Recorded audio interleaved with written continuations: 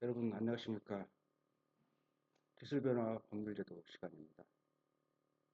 오늘은 13번째 주제로 기후변화 관련 법제의 체계와 내용에 관해서 공부해 보도록 하겠습니다.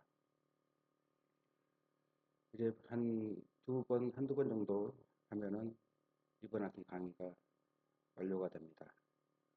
시간이 참으로 빨리 지나가고 있는 것 같습니다.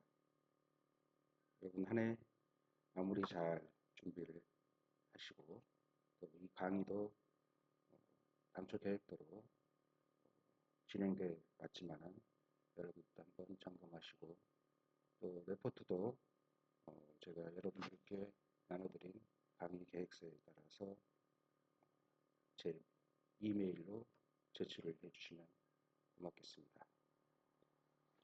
자, 이 기후변화 관련 법제의 체계와 내용에 관해서 오늘 살펴보겠지만은 기후변화도 역시 다양한 관점에서 여러 가지 논의가 진행될 수가 있겠습니다.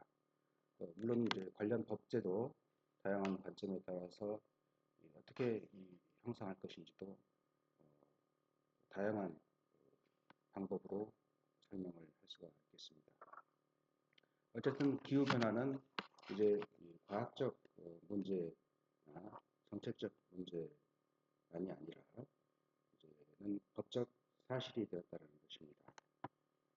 미국 연방대법원은 2007년도에 선고된 판결에서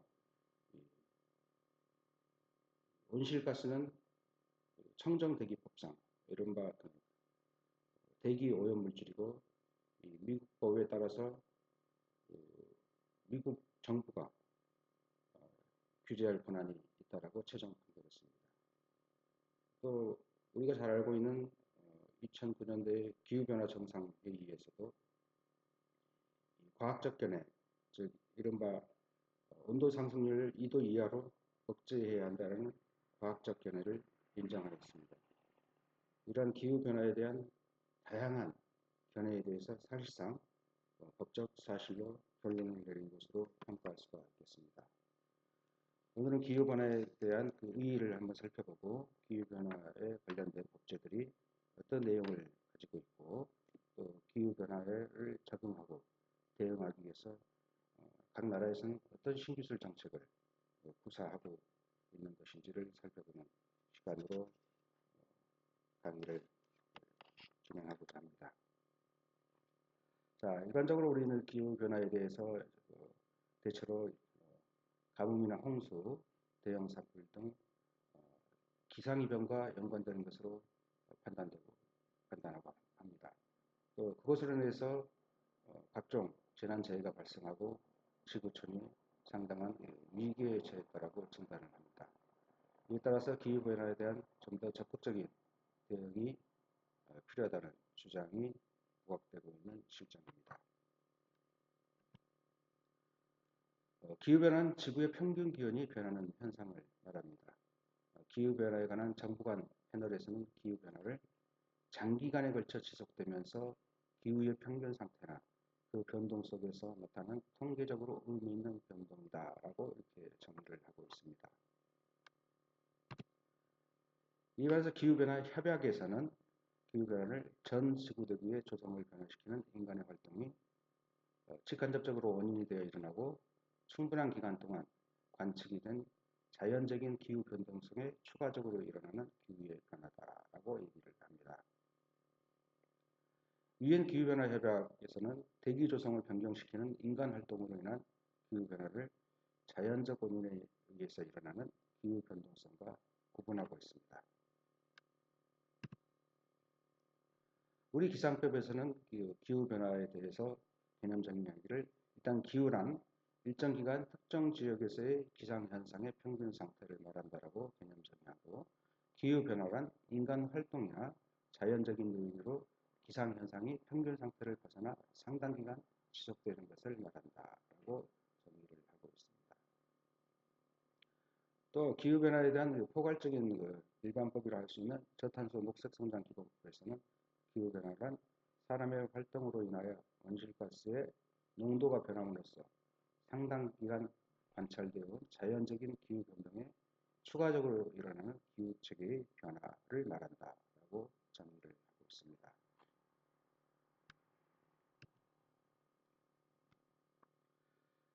지구의 기후는 사실상 일정한 범위 내에서 늘 변해왔습니다.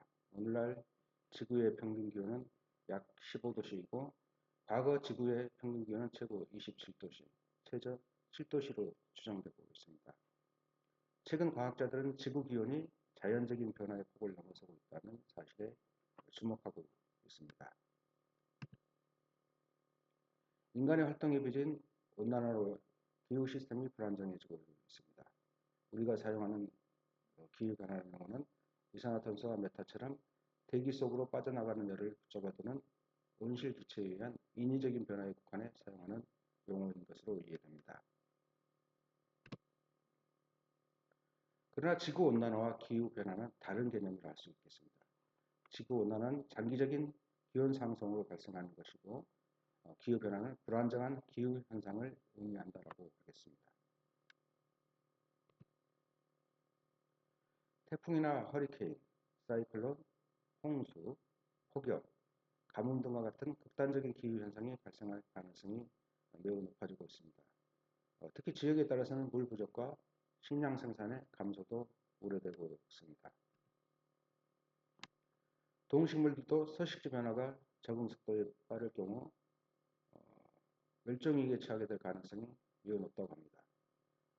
WHO, 즉 세계보건기구는 말라리아, 수인성 전염병, 영양실조 등으로 수백만 명이 건강피해를 입게 될 것이라고 경고하고 있습니다. 기후변화 피해는 지역별로 큰 차이를 보일 것이고 특히 아시아 태평양 지역과 아프리카 나라들이 가장 많은 피해를 입을 것으로 예상하고 있습니다. 특히 가난한 나라들은 온실가스 배출에 책임이 없으면서도 기후변화 피해를 가장 많이 입을 수밖에 없다라는 현실적 진단도 하고 있습니다. 그러나 기후변화가 우리 인간들의 활동에 의해서 초래되었다고 한다면 그에 대해서 위기를 극복할 수 있는 열쇠 또한 우리 인간들의 삶의 양식에서 찾아야 할 것입니다. 이와 관련된 법과 제도는 기후변화에 대응을 위한 매우 중요한 수단이 될 것입니다. 기후변화와 관련된 법제는 제가 모두에서 다양한 관점에서 살펴볼 수 있다고 볼 수 있다고 제가 말씀드렸습니다. 그러나 역시 기후변화에서 관련된 법제들은 기본적으로 기상법이나 저탄소 녹색 성장 기본법 등 일반적으로 우리가 일반법으로서의 역할을 수행하고 있다라고 봐야 할 것입니다.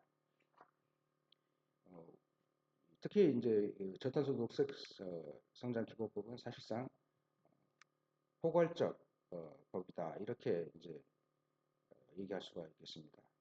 이것은 이 저탄소 녹색 성장 기본법의 제정은 환경과 경제 성장을 연계시킨 법이라고 할 수 있습니다.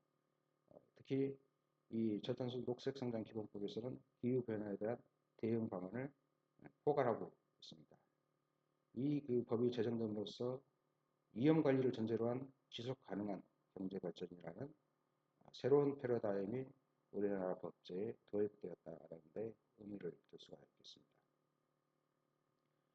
또 이제 이 법 제명에서 나타나고 있는 그 녹색 성장이라는 것도 상당히 의미가 있습니다. 사실은 녹색 성장이란 에너지와 자원을 전략하고 효율적으로 사용하여 기후 변화와 환경 훼손 같은 것을 줄이고 녹색 기술의 연구 개발을 통해서 성장 동력과 일자리를 창출해 나가는 등 이른바 경제와 환경이 조화를 이루는 성장을 나간다는 점에서 상당히 의미 있는 법제다라고 말씀드릴 수가 있겠습니다. 또 이 기후변화와 관련돼서 우리가 주목해야 될 것은 자연재해와 관련된 것입니다. 기후변화가 자연재해 발생의 중요한 원인이 되고 있는 것으로 파악되고 있는 현실 속에서는 재난이나 재해 관련법에 대한 이해도 매우 중요하다고 볼 수가 있겠습니다. 이와 관련해 특히 우리나라 헌법은 국가는 재해를 예방하고 그 위험으로부터 국민을 보호하기 위해 노력해야 한다고 규정을 하고 있습니다. 이것은 국가의 적극적 시책의 수립과 더불어 불의의 국가적 제약으로부터 국민을 보호해야 할 국가의 적극적인 정책 수립은 바로 사회국가 원리의 구현이기도 할 수가 있습니다. 제가 기술변화 법률지도의 첫 시간에 우리나라 과학기술 행정 뿐만이 아니라 모든 행정에 지도하는 기본 원리로서 법치국가 원리, 민주국가 원리, 사회국가 원리, 문화국가 원리를 대강 설명드린 바가 있습니다.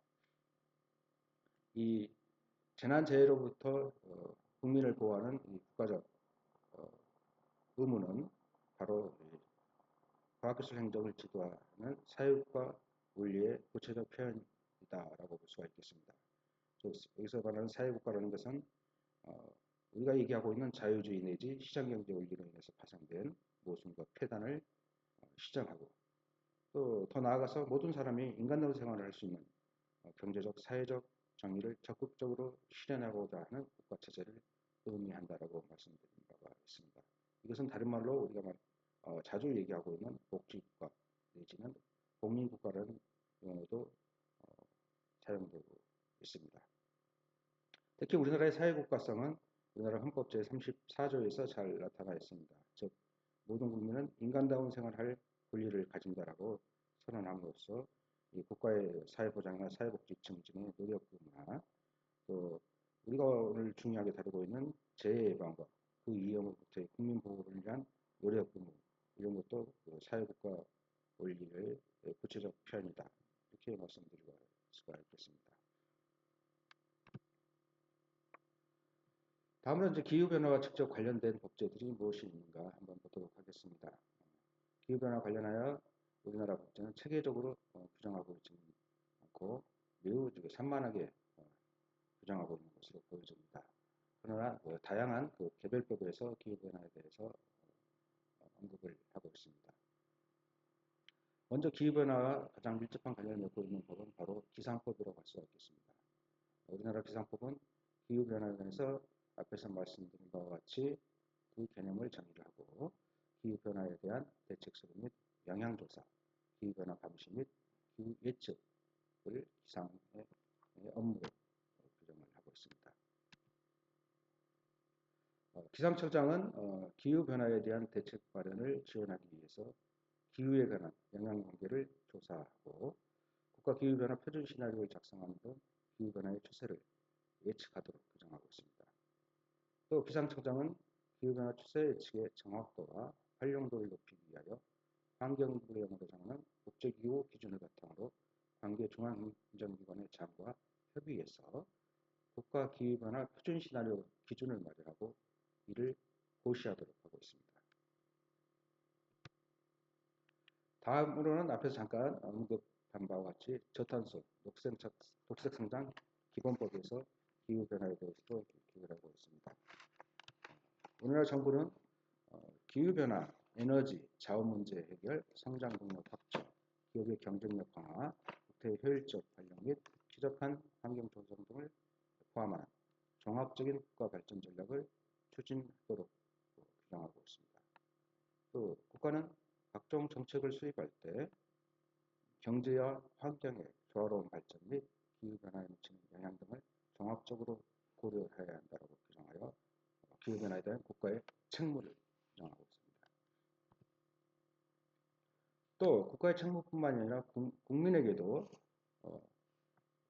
국민의 책무를 부여를 하고 있습니다. 즉 국민은 스스로가 인류가 직면한 심각한 기후변화, 에너지, 자원위기의 최종적인 문제 해결자임을 인식해서 건강하고 쾌적한 환경을 후손에게 물려주기 위하여 녹색 생활운동에 적극 참여해야 한다고 규정함으로써 국가의 책임 이외에 국민의 책무도 규정하고 있습니다. 또 정부는 기후변화 대응의 기본 원칙에 따라서 20년을 계획기간으로 하는 기후변화 대응 기본계획을 5년마다 수립 시행하도록 하고 있습니다.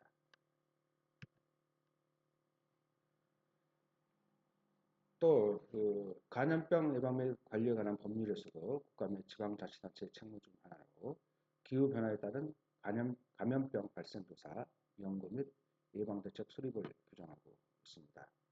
이 감염병 예방 및 관리에 관한 법률에서는 자연재해와는 별도로 기후변화를 감염병의 발생과 확산의 원인으로 파악하고 있는 특징이 있습니다. 또 국토의 이용 및 계획에 관한 법률에서도 도시기본계획의 내용을 규정하면서 기후변화 대응 및 에너지 전략에 관한 사항을 주요 내용의 하나로 규정을 하고 있습니다. 다음으로는 기후변화로 인한 재난재해 관련 법제를 보도록 하겠습니다.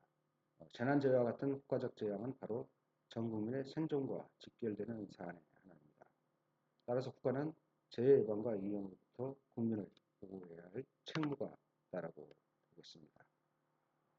자, 이 재난재해 관련 법제에 대해서 구체적으로 들어가기 전에 잠시 쉬었다가 계속하도록 하겠습니다.